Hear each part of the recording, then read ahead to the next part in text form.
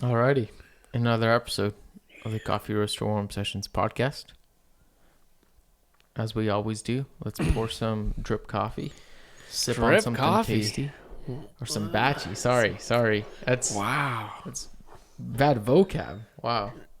Dude, tell me, how many ways can you drip a coffee? Can you drip a coffee? Yeah, What do you like mean? V60 drip, Kalita drip, AeroPress You know what drip. I've noticed actually? Speaking of that, I've been. This could be just like a really bad thing that I do, but whenever I walk into a cafe, like maybe some place that's new, I don't know why I've gotten into the habit of saying, "Hey, like, what do you guys have on filter?" Yeah. Is that wrong? No. Because every time I've asked that, people have just given me like what they have on drip, on batch. Wow. I've never assumed that that's what people would think. But that's always the case. Like literally almost every cafe that I've walked, Do you say filter or do you say filtered coffee? I say just what's on filter. What do you guys have on filter? Is that bad? Maybe I've think- created my own No. kind of verbiage. No, I think that is the way it is because maybe I'm wrong, but maybe folks rotate batch brew more than they rotate their pour over coffee, or their pour over coffee may be like a monthly or a quarterly staple of a coffee. You know, like this month we have the Ethiopia Garo. It doesn't rotate, but the batch brew maybe rotates more. But the weird thing is, I don't know. they'll give me their batch brew, and then I'll realize that they're giving me because they'll like turn around, look at the the batch dispenser or whatever, Yeah. and then I'll be like, oh, do you guys do pour overs? What do you guys? They're like, oh yeah, of course we have we have this coffee. Oh, I don't know. And I'm like- puzzled. Like this happened actually. That happened to me when I was in Kansas multiple times, and I was like, am I just I feel so weird. Out of I mean, place. all of that is kind of weird. It's like filter coffee. Yeah, like a porta-filter coffee. Do you want right. a That's V60 fair. filter coffee, a batch brew filter coffee? They all have filters. Like, it's not like you're going to order a cupping or, I mean, you could order a French press. I don't know. I mean, imagine you walk into a cafe. And You're a like, hey, French press is hey, a can filter. can I just get a cupping of all your guys' offerings right now? Just set me up a cupping. And you're just sitting there, just What you could design a cafe maybe around that bottle. that'd be fun actually. You have That's what I would you have do. a professional cupper on site, and just someone orders a cupping. It's like a They set up a $50 cupping for you, they have order. a timer. yeah, They do the set up a scraping for you, yep. everything. Yep, dude, that's like a tasting That's room. fun. That Yeah. would be fun. Yeah, Speaking of which, we need to host a cupping sometime soon. dude, we can do that. We We need should. That'd be fun. to. I think it'd be cool. Do like a home cafe, Oh wait, that already existed. Dang, ahead of the time. Yeah, That that's was true. wild. That's true. Wow. Ahead of the time. Big shout out to Jason Stevenson Let's go. being ahead Yeah. of the time. We're doing home cuppings for those who I mean, most of you probably don't know. One of our mutual friends, he set up a home cupping experience, and people would show up from the community, and we'd cup coffees and talk about the coffees. Yeah, That was legit. that was fun. Little did you know that was ahead of their That was ahead of the time. Powerful. Yeah. Anyways, alrighty. Let's see what's on batch. Oh, dude, it's wild on the nose. Why is it so cold? We said that last time too. Dude, it's not a thermal carafe. It's a glass carafe. It doesn't matter. We've had some Yeah, it piping hot does. batches on the Piping pod. hot. Mark, you call everything that's piping hot that's over 120 degrees. Like, oh, I just burned my palate. I'm like, Mark, I just slurped like four scorched my slurps. taste buds on last cupping, and I That's so not true. felt like I had a scar on that small spot that I was scorched by. I had to recover You're from so that. soft. It's nice. It's fine. Yeah, it's. I think it's fine. Yeah. I feel like I have to keep my mouth shut because I drink too much of this coffee, and But I think this No is a comment. different one, right? It's a. Does that mean anything? I have it from what I'm tasting. This is even weird for me to ask that question because I'm like, I'm supposed to know these things as a roaster. Wild. I don't know. I mean, I think Kyle Ramage, or Lem, probably listen to the pod. They should chime in. I want to know what Y05 means. Yeah. Y05. Need Kyle or Lem to chime in. Chime in the comment section. DM us. Sure. Speaking of which, this is a Diego Bermudez thermal shock, Y05 thermal shock. I don't know if that's just like a fancy word for his original thermal shock, or if this is like a modded thermal shock. But well, it says Y05 thermal shock, and then in the process it just says thermal shock. So I don't know if that's maybe a certain kind, or I don't know. But that being said, it very much so tastes like a classic Diego Bermudez. Mm-hmm. Still has a lot of the same qualities. I'm not sure why, but it tastes like very big on the booziness. Like it definitely tastes like it has like a little bit more process on it than some of the other thermal shocks, but they're processed by the same producer. So I don't think that's even the right thing to say. I don't know. I don't know. But that like fruit cocktail, the flavor note on there is like right on. It's just a lot of fruit, a lot of acidity in this coffee. This coffee is bright. It tastes like it's fairly light in the roast. Yeah. I mean, color wise, it just looks light, but I don't know. But not ridiculously. Not ridiculously. No. This isn't like a, fairly light in color. But it doesn't look like deadly white. I mean, deadly light, not white, light. But that being said, I was in Kansas City. This is already a while ago now. Time is flying by. And some folks from was that Black and White? Yeah, Black and White were there, and they were handing out some samples. So I saw Diego's name on there. I'm like, yeah, hell yeah, I'll snag. Oh, just whoa, Surge! Isn't that precious cargo? I know. What are you wasting? The QR code. I got excited. I feel like I haven't done. Oh wow, what do we have here? We have a lot of info on the coffee. For info on coffee drops, some YouTube highlights. Let's see. Nope. I just kind of took me to their link tree. Mm-hmm. Not directly to the coffee. Yeah.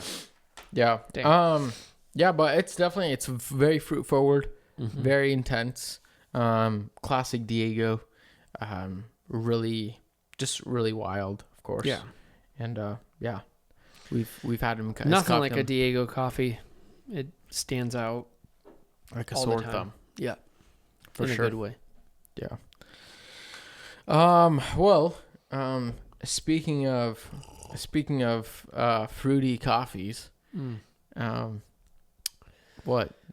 It's fruity. I was just agreeing with that. Okay, like a nice little taste. Okay. Speaking of fruity coffees, listen, on this episode of the Coffee Roaster Warm Up Sessions podcast, we're just going to go through some very interesting, I guess, a few different things that have hit the coffee world recently. And listen, this one, I'm personally, okay, maybe this is a stretch to say this is what I'm most excited about out of the entire podcast. But let's just say it's holding up there. Mm-hmm, and news came out, friends, that Alaska Airlines has officially dropped Starbucks to go and serve Stumptown coffee roasters. Listen, as a frequent traveler, I unfortunately don't have my frequent travel number, and with Alaska. I don't even know what that is, a frequent travel number. But I feel like every time when I go buy my ticket, I feel like I should have one, and I'm like, am I even a frequent traveler if I don't have the number? I don't know why you don't. You should. I know. Well, anyways, this makes me happy that Alaska now is dropping Starbucks and is going to be serving Stumptown on the plane. Listen, folks, brewing AirPress on the plane is not an easy task. Listen, and I'm happy that I'm not gonna need to go do that anymore because we have some Stumptown. And before you guys, I get it. You guys are drinking your geishas at home. Chill out, hold your horses. But listen, I think that coffee actually is going to be tasting pretty decently on Alaska Airlines from this day forward with Stumptown. I think it's going to be a little better than Starbucks. I mean, I just found out that they were brewing Pike's Place. The problem is it never, to me, personal opinion here, never tasted like Pike's Place. Like back in the day, my early times, I was a big Pike Place drinker. I know what a good cup of Pike's Place tastes like. Airplane coffee never did it justice. So It could. I mean, I don't know if it's brew ratios, if it's elevation gain. I don't know what it was, but it always tasted, airplane coffee in general, always tasted very bitter and very weak, unfortunately. I remember the last time I had it on my last trip, and it was just not bearable. Yeah. It was hard to drink. It kind of reminds me of like diner coffee. And this, no, worse, way worse. I can down some diner. No, I'll get a cup of coffee at Applebee's, man. No, that's terrible. That's against the rules. Probably. Listen, that's against the rules. At Applebee's of all places, please. That sounds like a death sentence right there. But I will say, no, it's like the ironic thing about diner coffee, just a little rabbit trail. The ironic thing about diner coffee is you have these, that classic, man drinking a good cup of Joe. But for some reason, they usually want their coffee bold, but they'll go to the diner to order a black coffee that's usually watered down and tastes weak. And then they'll add creamer in there. Listen, I just don't get the logic. That's exactly why I say airplane coffee doesn't do Pike's Place justice, because Pike's Place is pretty bold. I just don't understand. Listen, if you're after a bold flavor, then let's make this thing bold. Let's put something in there. Yeah, bold. So, anyways, folks, I'll definitely exchange that kind of boldness for some Stumpies, dude. Yeah. I'm pumped. I just want to go buy I want to go buy an Alaska airline right now. Find the cheapest ticket and just fly just because I want to get a coffee. Literally wait in the airport and fly back for another one. That'll be your most expensive cup of coffee. That'll be more than the brown bear or the whatever geisha. Yeah. Well, I'm reading right now at the CNN site, and listen, I'm trying to be optimistic. I clicked on a CNN article. Dude, cite your sources. I'm gonna be honest. I think they're misleading again. Again, folks, listen. This is straight out of the article. It says to combat those effects. It's talking about the effects of tasting coffee and food at high elevation, which is very interesting. How it's reduces the ability of the olfactory receptors. Old factory or no? What is it? Olfact? No. Okay. Anyways, it's i.e. the ability to smell. Yeah. And then it says to combat those effects, Alaska turned to Stumptown's Holler Mountain in medium dark blend for the base, then infused it with punchier notes that taste like marshmallows, brown butter, and toffee, as well as quote unquote, a delicate hint of citrus oils and cherry essence. Listen, then infused it with punchier notes. Do you think they dropped an anaerobic natural in there? Or do you think they actually infused? Do you think it's a flavor infused coffee? Inoculated, cultured. Do you think it's with cultured? Marshmallows. What do you? How do you make sense? Is it infused? Very misleading. That's like a flavored. Like when I hear that, when I read that, I'm thinking of like post roast flavored coffee. Like in those oils. That's what I think. Especially when they said citrus oil. Like what is that? An essential oil? It's like a few drips in your drum. Dude, honestly, but listen, the cooling bin, just the quote unquote delicate hint of citrus oils and cherry essence. That to me, I'm fine with. That straight up looks. That's straight up tasting notes right off of the Q Grader's cupping sheet. citrus oils? Straight up off of his cupping sheet. I swear. I don't know who the Q grader for Stumptown is. And I'm fine with that. But it's the infusion part that I'm like, CNN, you guys can't be doing this to Stumptown. You can't. Like, come on. Don't mislead the people. I mean, this is just, it just means they're not making Alaska Airlines proud or Stumpies. Yeah. But hey, I mean, with punchier notes, I mean, who doesn't like some punchy? Punchier? Is a good term. That's as good as Diego's coffee. It's very punchy. Oh man. And then this is the last thing I have to touch upon this. Listen, Serge, you're sitting on the plane and the flight attendant is walking by and they say pretzels or cookie. What do you get? Biscoff. No, they don't say Biscoff. They say pretzel. Well, I already know. No, they say pretzel or cookie. What do you get?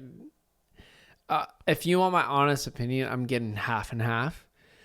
But wait, half and half? Yeah, you've never pulled that? A little bit of each? Oh no! I've definitely pulled that. Listen, I'm not an amateur flyer. Like, I know both. Yeah. Yes.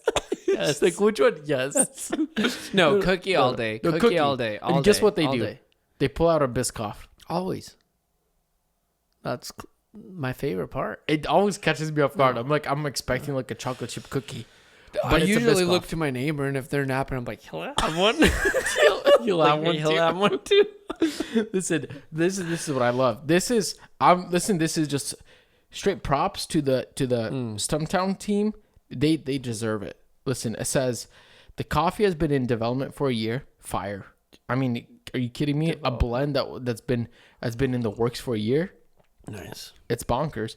And then it says that Alaska even taste tested the blend with creamer and Biscoff cookies to quote unquote ensure the best combination.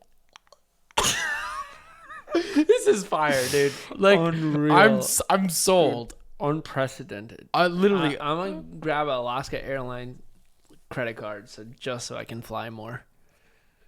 It's sold. Like, especially that picture on the article with the Stumpy's little like cup. Yeah, like the branded cups. Yeah. Dude, it's a hot come on. It's a collector's item. Sure. Just bring the same cup over and over again on every flight and ask them to refill it. You know, speaking of, man, I just got a great idea. I think a coffee launched or roasted by Biscoff would go off. A coffee launched by Biscoff? Yeah. I think who eats a Biscoff cookie without a cup of coffee? Come on. Yeah. Or maybe there's people like that. Tea. Oh, is it tea? Though. Okay. Tea's good too. Okay. But I agree. Listen, I agree. The other big question is, like, would you get a cup of coffee just to dip your Biscoff cookie in? Or are you getting a cup of coffee, or are you getting the Biscoff cookie to accompany your cup of coffee? Yeah. When you're at the plane, they usually ask for snacks first, and then you get the beverages. Yeah. Well, you get your snack because you know you're gonna get a Biscoff cookie because you're getting a coffee. If you're not getting a coffee, are you still getting a Biscoff cookie? Of course. Pretzels. Of course. No, pretzels are too dry. They're too salty. Dude, pretzels with the Sprite? With the Sprite? Yeah, dude. No, you always ask for the sparkling water. Sure. Can I get some sparkling water? Next time you're gonna ask him, hey, do you have any liquid death? Any topo? I don't know if that's the right thing to say on the plane. No. Okay, folks. Well, that's got to be one of the most exciting things that has happened. So, am I going to be able to get some Stumpies on my way to Coffee Fest in a couple of weeks? I don't think so. Maybe if you got like an early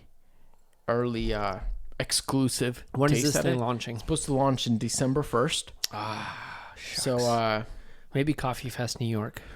The next few things are pretty exciting. I think there's a lot of stuff that has happened in the coffee world, especially on the gear wise, on the gear end. And I believe World of Coffee just happened in Milan or whatever, that massive event, which makes sense why there was some gear announcements, gear releases. But I feel like there's some really big stuff happening this time as opposed to previous times. It depends, not all the time. Yeah. But I feel like there's some iconic things, and one of the most iconic thing I think is the Mahlkonig EK got a little level up, a glow up. Like for the first time in a very long time, they actually like made like a V2, like a Mark II. Yeah. Of course, they've been slowly improving. They've changed a little bit of the look, the buttons. Like that's all like very basic. But the Mahlkonig EK Omnia was announced, and wow, I'm not much of a gearhead, but this I feel the need to spend the money. It's a beautiful device. I mean, the little glow up really reminds me of when I went from iPhone 5 to iPhone 10. Like visually, it looks very different. The casing's different. Yeah. The knob is different. The knob is really different. Similar aesthetic, like shape. Overall shape is similar, but like the body is different. It's beautiful. I like it. It looks really nice. I kind of like the old legs of the EK better than this. This kind of looks like I don't know. It feels a little too like fellow. No, I like the legs of the old EK. Like they're like these like paws that are holding this beast up. Yeah, you never had to clean around those paws in a cafe. Listen. This isn't gonna be easier. You can't even clean around it now. It's just flat. What do you mean? This is still gonna be messy, but that is one of the few things that they've changed. So they've changed out the motor in there, which is gonna be both quieter, which is awesome, but also it's going to be a little less messy, a little less staticky. I think that's probably one of the biggest drawbacks of the EK. Yeah, it's static. It's a mess to take care of. They're designing some custom hoppers for dosing technology. They're also placing in a portafilter holder that you can buy for it, an attachment. But also with the portafilter holder, they're literally taking the tech from their what do you have, the GBWs, yeah, GBWs, yeah.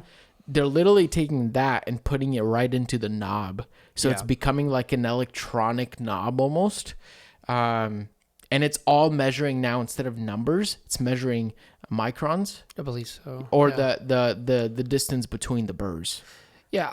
I would need to double check. Yeah. I believe it's whatever the GBWs have. But GBWs just have distance. It says millimeters in GBWs. I believe on the photos I saw a different M, like almost a cursive looking M. Wouldn't that be micro? Could be microns. Could be. But I feel like they would have the same thing also, because it looks like almost like the same software.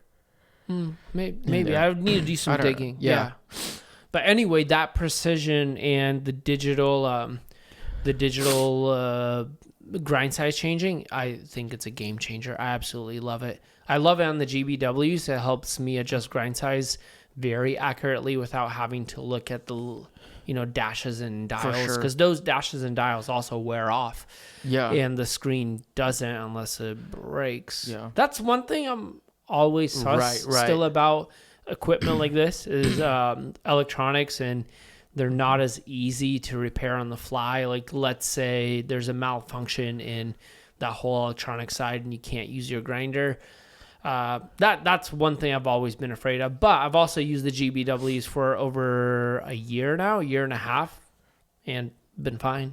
Yeah. So yeah, I think I'm so happy that we're getting away from, and I like the analog, the like analog dial feel. I love it from like an aesthetic, from like a tactile experience. But I will say, I mean, how do you explain like 11.3, but in between the 3 and the 4? Yeah. What's 11 point? Like all this, like it creates so much like lack of accuracy in your grinding, and you're dialing it in, that it's just like it's always weird. But imagine now you can like literally to the millimeter or to the micron literally dial in a coffee. Yeah. And not only that, but now that it's like electronically computed, now my dial is the same the way it is in, and whether that's in, in a different state, in a different city. Now I can literally tell somebody to grind coffee to a specific value, electronic number, and it's going to be the same everywhere. With this, I mean, you can You can change the what am I saying? Calibration. The calibration, and now number 5 grind size is no longer number 5 elsewhere. Yeah. So I'm wondering if that means that all of these grinders come pre-calibrated to a digital, because on the GBWs or I have the 65s, I think all these numbers are going to get confused. Mm-hmm. But on the espresso grinders, you can actually calibrate your zero. You can. Yeah, on the digital thing. So I can recalibrate. When I do a deep clean, I touch my burrs, go to 0, and then make sure that my dial, the digital dial, says 0 as well.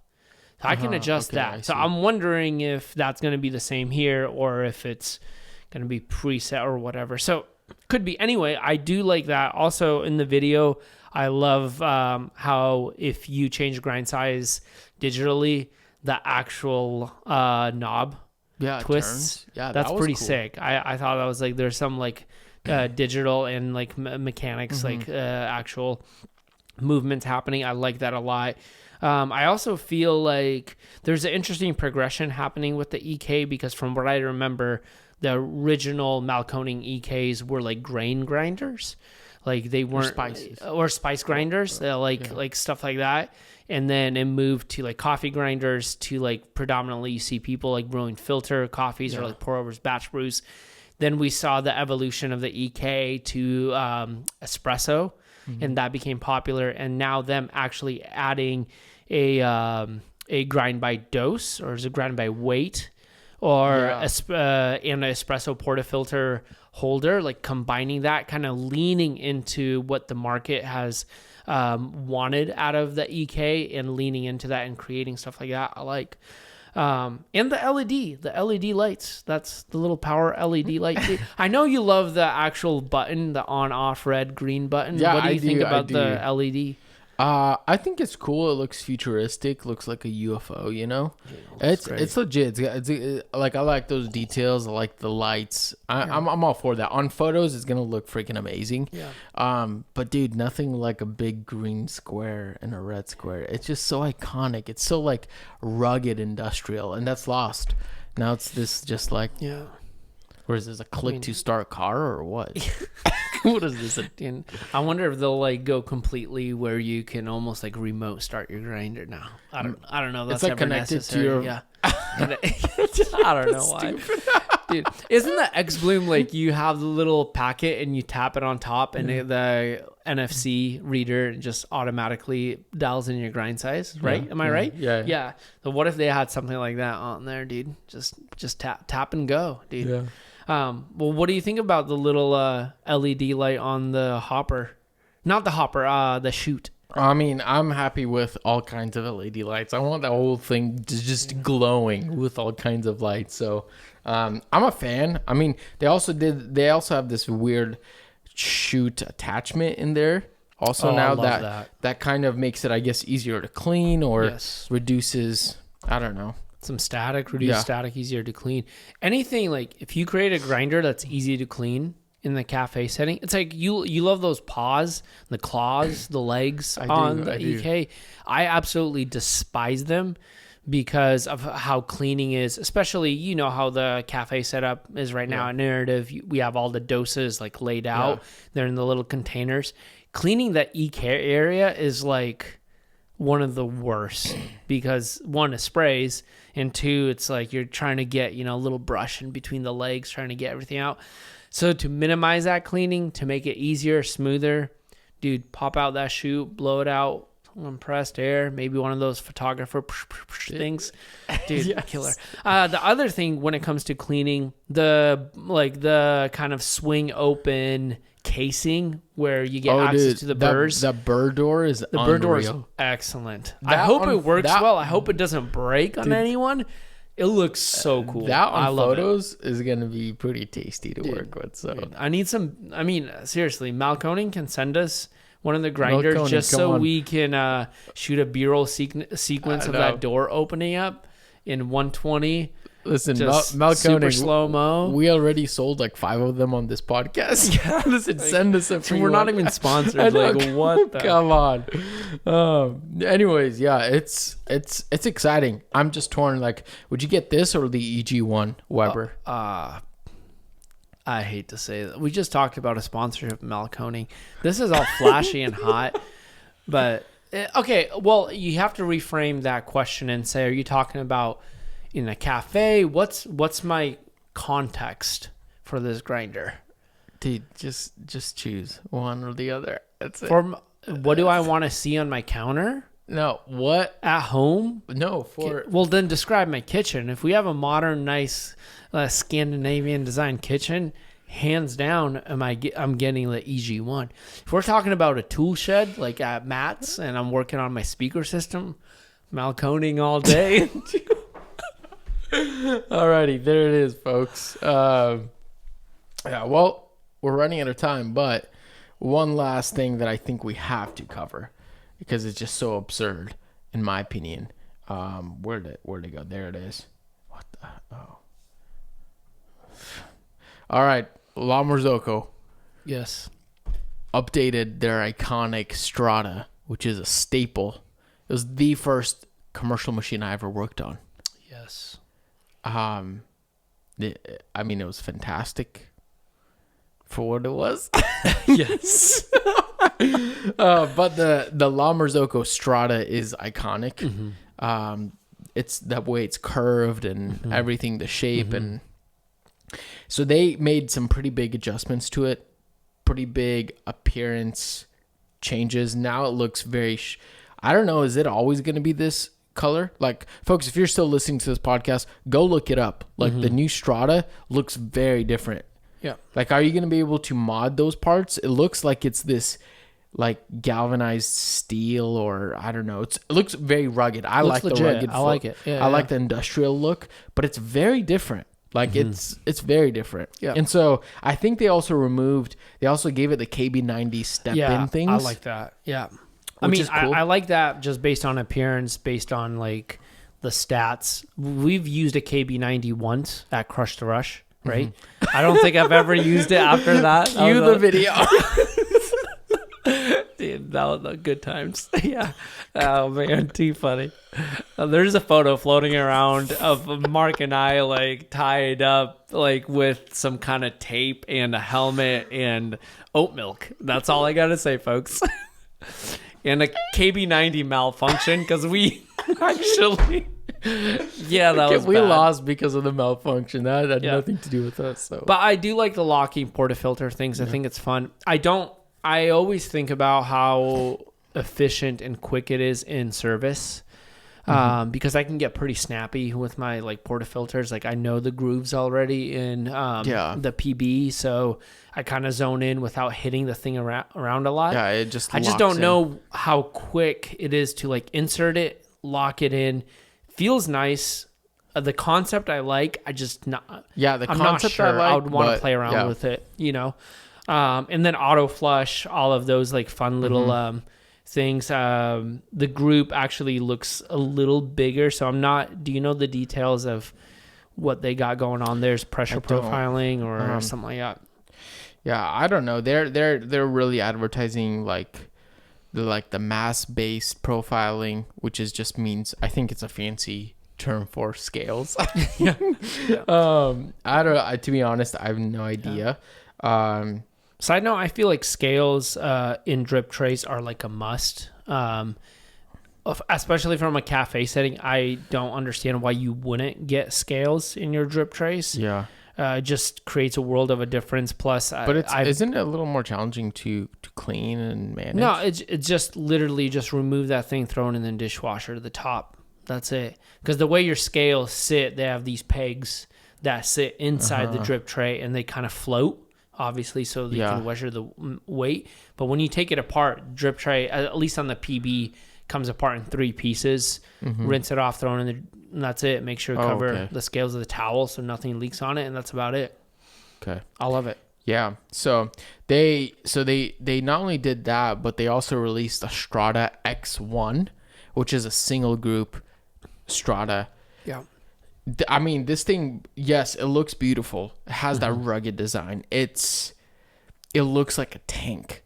And speaking of tanks, it has a massive 3.5 liter steam boiler, which is huge for a one group head. A 1.3 liter coffee boiler. Just excellent. This thing, I think this thing is gonna rip. It's gonna keep up for a one group head, unlike other one group heads. Yeah. And so that's really promising. That's looking great. But man, $20,000. That's a big price tag. That's. I think of two things.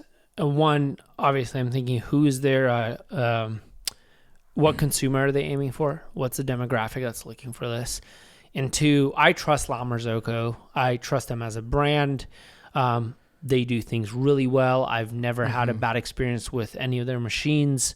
So I'll give them that. So when they throw a big sticker price on that, I do have a little bit of sticker shock, but I'm at the same time, because of that trust that developed, I am like, okay, there's got to be a reason. So I probably need to do more research.